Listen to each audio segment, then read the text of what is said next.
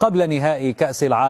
مرحبا بكم أخواتي الأعزاء، مرحبا بكم في قناتكم اليوم. سوف نعرض لكم ما قاله ليونيل ميسي عن منتخب المغرب قبل نهائي كأس العالم للشباب أمام منتخب الأرجنتين، حيث فاجأ أسطورة كرة القدم ليونيل ميسي العالم عن المغرب. لنتابع ما قاله ميسي عن المنتخب المغربي واضغط لايك للفيديو.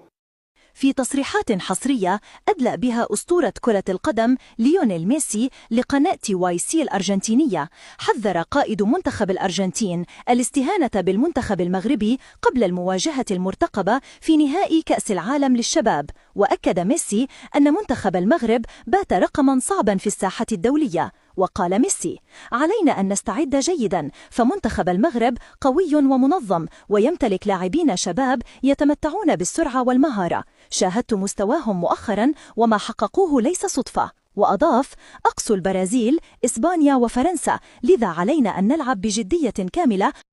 إخواني وأخواتي الأعزاء، مرحبا بكم في قناتكم اليوم.